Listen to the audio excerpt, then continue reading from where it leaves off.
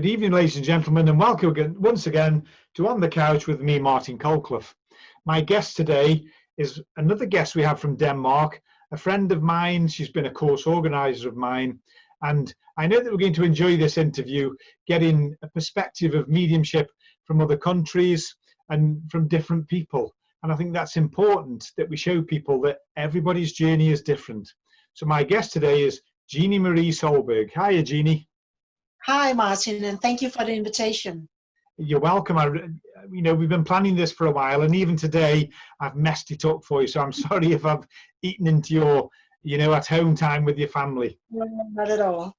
Now, Jeanie, when I've been doing the interviews, there's certain questions that I've asked people that are similar, so that people can see the journey is different with every one of us. There might be some similarities, but that's the variation in the journey that I'm trying to show people that who might think they're mediumistic. Oh, but the friend I know is a medium doesn't do this, and that person I know is a medium doesn't do it. I think it's important that they see that the things that trigger mediumship, the way we all work, is all different.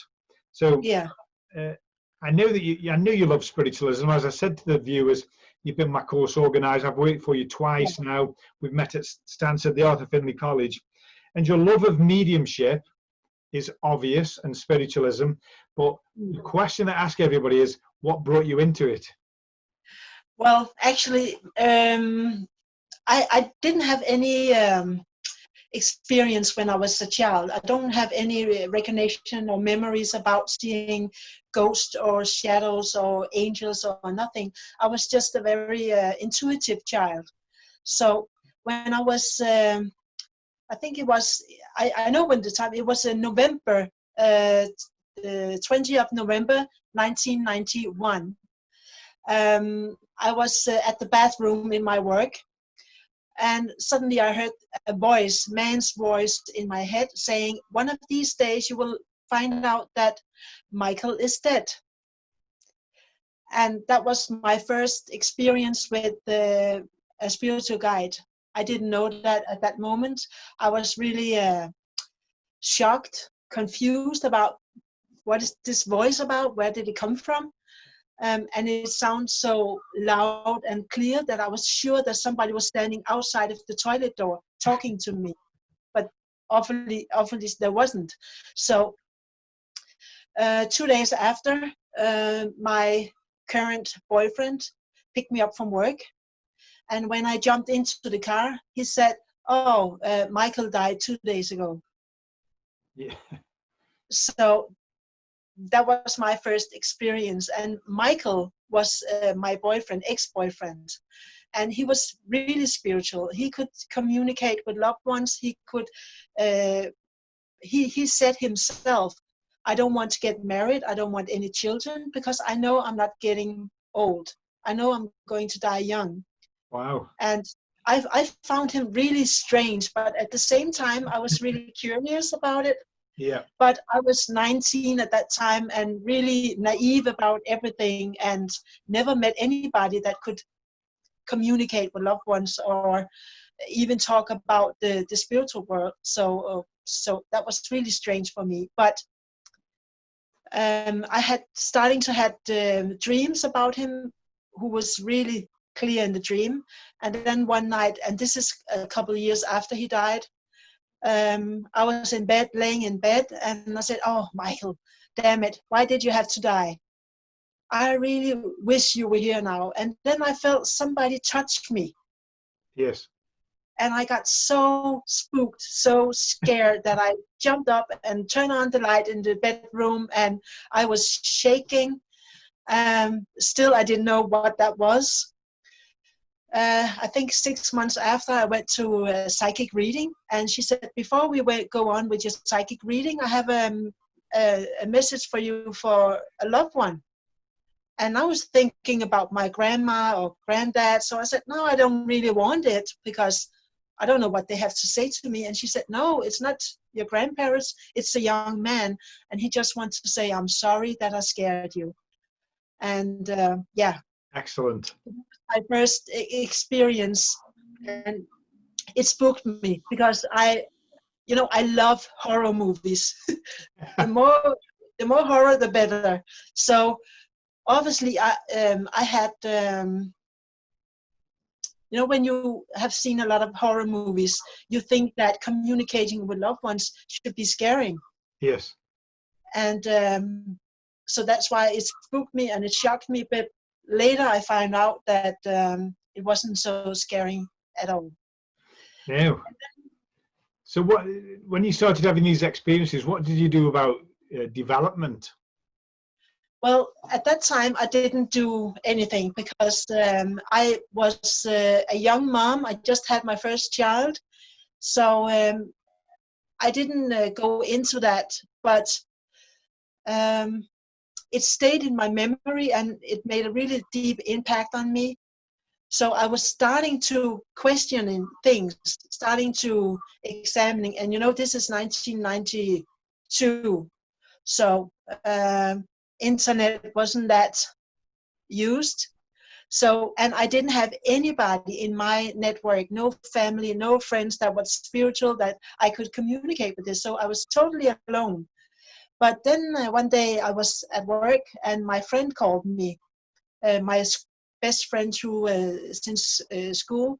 And she said, I met a really strange woman. I think you would like her. She said that she could say something psychic about you. And I said, okay, give me her number. And I called this woman and, well, she's still my friend this day. And she started to test me. Like she could give me her ring and said, okay, just hold this ring and see if you get any information. And I was really skeptical. I'm still really skeptical. So what should I get with the information from a ring? And she said, just try it. And I sat there for 1.5 hours and I said, nothing's coming. And she said, keep on going. And then suddenly I started to get all kinds of information from this ring. I can see a school in the UK, a Sunday school. It was in a church. I saw how the windows looked, and I saw information from my friend when she was small, and she said, the ring is my mom, and my mom is from England. Wow. And she went to Sunday school. So all the things you saw, that was information you picked up from my mom. And the thing you saw when me riding a bicycle, that was from me when I was young. And she pushed me all the time, like, try this, try that. Auras, she talked about auras, and I said, what is aura? I was really, really naive. And she said, okay, just sit here and look at me. And she sat by a chair up next to the wall, the white wall, and I was just look and look. And in the beginning, I didn't see anything, and then suddenly colors started to appear. So this friend, Kirsten, she had a friend from Scotland who he said to me, he gave me a session, and he said, I think you need some healing. Your chakra is out of balance. And I think, okay, I don't know anything. So I just trusted him. He could recommend an elderly woman here in Denmark who was a really good healer. And he said she has the similar experience from the childhood, who was, for me, very traumatic. And the first time I came to that healing session, every time she moved her hand, I saw a former life. And she said to me, you have amazing healing skills. You should be a healer. And because I was so skeptic, I was thinking, you just want to make money out of me. You just want to sell me a course. I don't trust you. I didn't trust people. But she was stubborn. So, and I felt that she could do something to help me. So I went there for 14 years. She became my mentor, my friend, even though she was 31 years older than me. Yes, yes. So unfortunately, she passed away last year in November. But Alice was her name, and she was a great inspiration for me, and she pushed me. into the healing area, when I started to get psychic informations, she said, okay, just offer people a psychic reading. And I said, I don't know how to do it. I didn't go to school. I didn't go to any courses, any classes to teach it. I just had the spirit world to teach me. Yes. Yeah. Sounds wonderful. And it's led me neatly on to the next question. I think you've already mentioned one person, but that was, who's been your biggest inspiration? That must be Alice. That must be her. Yeah. So we've covered that. Go on, yeah, because she didn't push me too hard, but she pushed me a little. She know how to handle me. She believed in me. I could call her like 10 o'clock in the evening. I just had this moment, this experience, and she would just like come like a loving grandma, listen to me, give me advice. We could sit up sometimes. I could stay there for come Friday afternoon, and we would drink wine all night, have long discussions. She has definitely made the greatest impact on me. Yeah. Okay. Now, you already told people you've been a course organizer of mine. I know you've had other British English mediums over there, but when did you decide to open your own school, let's call it? Because I know you don't own the centre, but when did you decide to open your own school? Well, I think it's 4 years ago, 5 years ago. I started slowly with having small workshops, like weekend workshop, evening workshops, and that was actually because our clients said to me, I want to learn from you. Do you have any courses? And I said no.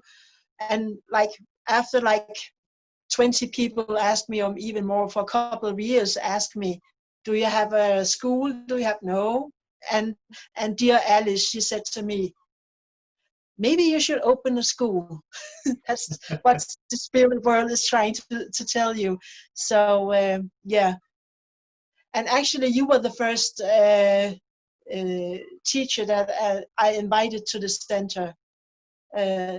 Even from Denmark. I didn't have any from Denmark. I was doing the teaching myself. So you're the first one. Oh, right. So I made a mistake there. I thought you'd had other people, and we won't go into why we thought that. So no. I feel quite honoured now. Thank you very much. Yeah, you're welcome. And I know you invited me over there after another course you've done, and you like the way I taught trance, and you've got a passion for trance mediumship. I do. So when did you start studying the trance mediumship? You know, on top of all the other things that you were studying. Yeah, the trance mediumship is it's new for me. I have only been doing it for, I think, coming up to 5 years now. So I still consider myself as new student for trance. It was really overwhelming the first time I experienced working with trance, communicating with my guides. I have tried for 18 years to communicate with my guides throughout the meditation. Didn't work. I didn't know how to break the chain or how to open up for that communication. But as soon as I worked with trance, it came so easy. Yes. So for me, it was coming home, because I had that really strong communication with my guides. I can feel them, and also the physical phenomenon appeared. So for me, it's also I think it puts more interest. It's more interesting for me because 5 years ago I have been a healer for 17 years. A medium, doing psychic reading, communication with loved ones. So I was actually getting a bit bored. So doing the trance, that was like being in a circus for the first time as a child. It was a total uplifting experience, and I just wanted more. Yeah, and the spirit wheel keeping you interested. Yeah, they did. Actually, I think 20 years ago, I was in a public talk, what do you call it, public lecture or something. Yes. And this woman who was doing it, she said to me, she came over to me during the break, and she said, "You will be an excellent trans medium." And at that time, I have only experienced Graham Bishop Yes. on Danish TV, and I was thinking, no, I'm not going to that. I don't want anybody to take over me, possess me, because he was really, for me, it was, yeah, it wasn't a nice experience to watch Graham Bishop go into trance. No, and sometimes things on the TV don't give mediumship and spiritualism the best sort of advert, and that's a shame, really. So it is. We've told people that you live in Denmark. Yeah. And I'm sure you know we've had Jack Urquhart on and discussing with him, but you live away from Jack. So how is mediumship progressing throughout Denmark? I know there's obviously here, I've worked with 3 of you now, and Selma as well, who's a friend of ours. Yeah. All got different schools, similar ideas. So how is Denmark progressing with the mediumship? Well, I think for the medium, for the communication with loved ones, for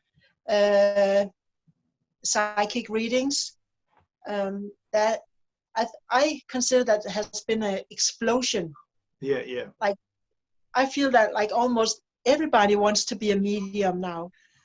So and I think it's a good thing, because they challenge themselves, they open up for the spirit world. Some of them, they will find out that this is not for me. They know that maybe they're not going to have it like for a job, just for fun. But I can see that the interest is becoming more and more. Also for the workshops, I can see more people getting interested in workshops and wants to learn out more. The trance mediumship it's still hard. I think some people find it strange. Yeah. But last year I had throughout the year some public demonstration of trance, with trance speaking, trance healing, and there wasn't that many people interested. So maybe sometimes we were 5 or 6. This time here we had, after Corona, I just had 3 evenings with a public demonstration in trance, and I can see that people get really interested in the communication with the guides and the spirit world, and so I think it's getting more and more known. I think most of us in Denmark who are working with it wanted, wish or hope it could get like more like in the UK, where it's more normal to talk about it. I mean, in the UK, it's prolific. Yeah. Well, you've been to the UK, but just here where I live, I'm within travelling distance of at least 5 just SNU churches, which is the Spiritualist National Union, so that your friends in Denmark know what I'm on about when I say the SNU. But on top of the SNU churches, there's probably another 8 or 9 independent Christian spiritualist churches. I'm not saying there's one on every corner, but it is quite prolific. And I know the 3 people I've worked with in Denmark, 3 individual characters, but the love of spiritualism and mediumship shows through, and hopefully, by booking people like myself, we're helping to get not just mediumship in Denmark, but to get it recognized worldwide. It's how it deserves to be recognized. Exactly. So, obviously, we've talked a little bit about, how you came into it. You've started the centre, how hard you're working in Denmark with the other mediums. So what are you aiming at? What's your goal within spiritualism or mediumship? What is your ultimate goal? to stay love my job. For me, my work is 80% of my life. Yeah. Like my dear husband, he said, well, I have 20% of you. The 80% of you is working, even it's like daytime clients, nighttime public demonstrations, workshops, etc. But I don't think I have a goal as that. Because for 22 years, I had just followed what next step was, next step. So I don't know what's going to happen next year. I'm thinking that a lot of mediums, as yourself, as Maura, Tim Abbott has encouraged me to start a school, education, and maybe that will be in the future. I'm starting to write my first book. Well done. So I'm writing every day, and I think that's a new thing for me too. Yeah. Well, when you get that book, we'll have you back on and give you some, give it a plug and advertise it again. So yes. Sadly, we are coming to the end of the interview. And just so people know, the last time Jeanie and I met, everything had gone crazy in the world. It was. She was phoning me up at night saying, have you seen all the flights are cancelled? And let's just wait. And we were quite relaxed about it. And we got up the next day. We just went to the course and everybody said, oh, you're still here. We thought you'd go home. And, here we are 12 weeks on and things are starting to lighten up. So hopefully we'll be able to meet again one day. But before you go, I can't let you go without asking you the question I've asked all my guests. Yeah. If someone came to you, what we say in England, a budding medium, or somebody who's interested in mediumship, what advice would you give them, Jeanie MArie? Never give up. Trust yourself. I know that when I was in the beginning, that was the most important thing Alice could tell me. Don't lose trust in yourself. And don't give up. If you really want it, you can do it. Go and get it. Yeah, go and get it. And something that I learned from being in Cobar Hill, Hyphen Coed in Wales, Arthur Finley, is it's about intention. And you teach it so good, and in the trans course, it depends on what intention you set. So my intent is to be my best and do my best, and I think that's the best advice I can give. Yeah. Wise don't give up. words. Yeah. Wise words from a wise lady. Ladies and gentlemen, my guest today, like all my guests, is a friend of mine. And I'd like to thank her once again for being on the couch. And the guest was Jeanie MArie Solberg. Jeanie, thank you very much for coming. Thank you so much, Martin. You've been on the couch again with me, Martin Colclough. See you next time, and thanks for visiting again this time.